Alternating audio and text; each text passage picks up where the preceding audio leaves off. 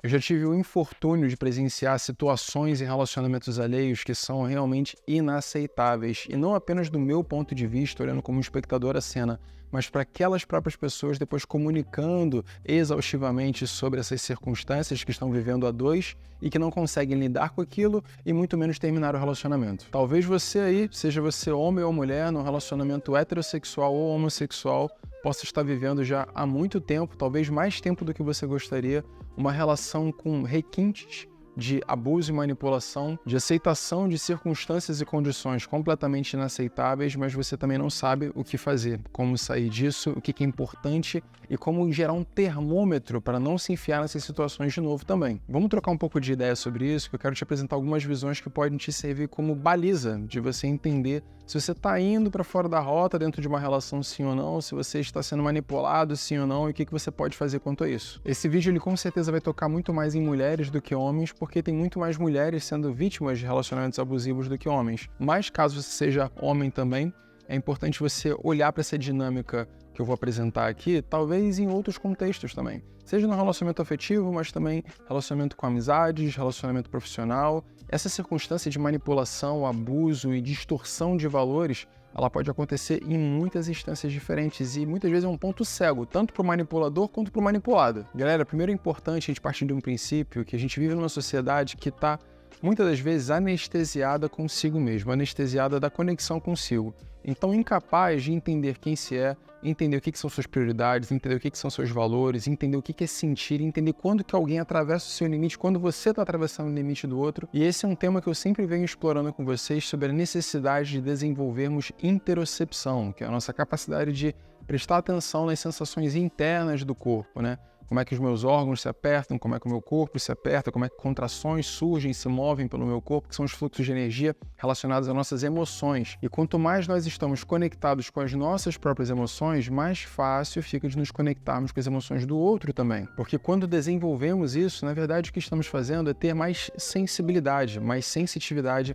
a nós mesmos e ao mundo. E isso sempre traz benefícios para a gente saber como se relacionar. Todas as mazelas, todos os desafios que nós vivemos nesse mundo são fruto da nossa incapacidade de se relacionar, de conseguir interagir com o outro com um grau de empatia e de se aproximar, se unir, colaborar, construir coisas juntos, no lugar de se agredir, se oprimir e manipular uns aos outros. Então, partindo do princípio que a maioria das pessoas não aprendeu nada sobre escutar a si mesmo, saber quem se é, relacionar-se com o seu corpo com intimidade e conseguir se atentar ao que sente e ao que deseja construir em sua vida, que é um pouco sobre quem se é também, né?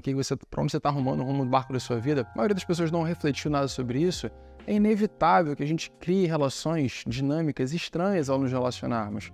Isso faz parte de um processo de autoconhecimento. E viver a dois, ter um relacionamento, também é um baita processo de autoconhecimento, se não um dos maiores deles, porque você está escolhendo dormir e acordar com o espelho do seu lado todo dia, por onde você pode então projetar você mesmo, jogar quem você é em cima do outro e colher os frutos disso tudo todo santo dia muito rápido. Sendo assim, o outro sempre vai servir como um belíssimo espelho de quem você é nesse momento e quem você está se tornando dia a dia, a partir das reações, a partir dos reflexos daquilo que você está colocando sobre ele, palavras, pensamentos, ações, aquilo gera alguma determinada situação, alguma determinada consequência. Essa consequência volta diretamente a você e quanto mais próximo, quanto mais intimidade, mais fácil fica de você ver. E diante disso, quando nós entramos em relacionamentos onde precisamos aturar situações que são de fato inaceitáveis para a gente, que violam a nossa estrutura até física, a gente consegue sentir fisicamente que alguma coisa está muito errada, é porque os seus valores, ou seja,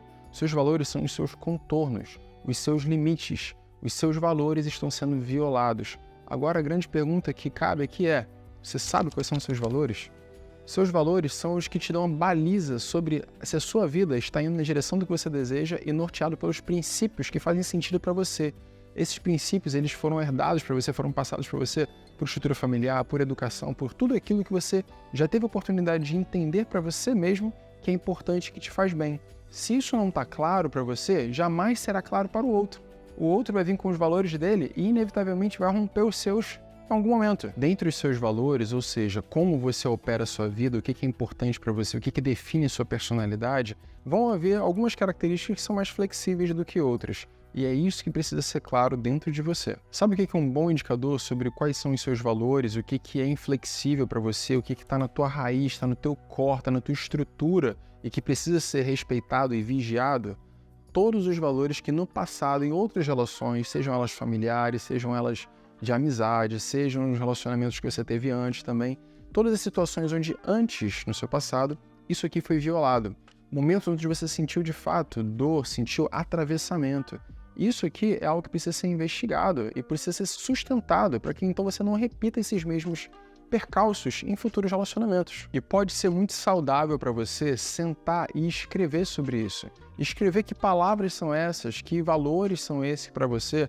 Por exemplo, lealdade, compaixão, benevolência, paciência. Quais são os elementos que para você, quando cruza a linha, se isso aqui não existir dentro da outra pessoa, se isso aqui faltar, se isso aqui for sempre um momento de dor, de atravessamento, aqui é um objetivo que precisa ser conversado em profundidade para ver se ambos estão em harmonia ou desarmonia sobre a importância dessa temática dentro de uma relação. E essa conversa é importante porque esses princípios pessoais, eles não são iguais para todo mundo. Cada pessoa recebeu uma educação, cada pessoa passou por traumas diferentes, cada pessoa passou por relacionamentos diferentes. É impossível você descobrir sobre isso aqui num relacionamento de um mês. Isso é coisa que vai se revelando no tempo. Mas conforme você percebe pequenos indícios de atravessamentos acontecendo, isso pode gerar uma pauta de conversa mais aprofundada para você entender qual é a importância desse valor, seja a paciência, por exemplo,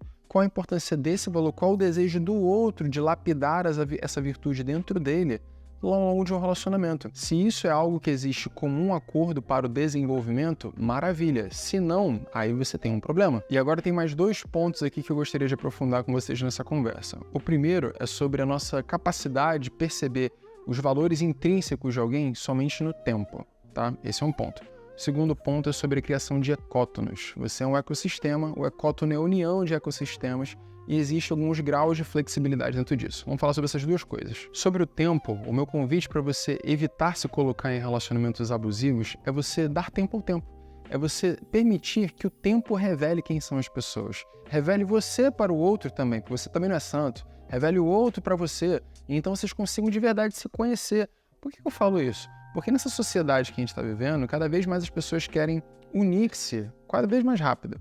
Então querem, sei lá, aí vai conhecendo tem um mês, vai morar junto, a gente já vai casar junto, vai fazer um monte de coisa, assume compromissos que ainda não conhece a pessoa de verdade. E é o tempo que te mostra quem é. E o tempo não quer dizer meses, anos juntos, mas tempo, momento, presença compartilhada junto. Quanto tempo de verdade vocês passaram um ao lado do outro, conversando, trocando, se conhecendo. Eu gosto de falar assim, ó, nunca entre em um relacionamento com ninguém que você não tenha viajado antes. Porque viajar te coloca em várias condições, em várias circunstâncias ao longo do tempo, várias necessidades de tomar a decisão, várias variáveis, várias coisas que vão revelando como as pessoas lidam com um conflito, como as pessoas lidam com urgência, como as pessoas lidam com pressão, como as pessoas lidam com diversas situações. Isso te ajuda você a conhecer um pouquinho melhor sobre quem é quem. Fora isso, a viagem também costuma ser um grande revelador de indivíduos, porque faltam referências, você não tem ali os seus amigos por perto, você não tem a sua família por perto, é só você e aquela pessoa. Então alguma coisa vai surgir daquele campo ali. Espero eu que seja sempre a verdade, né?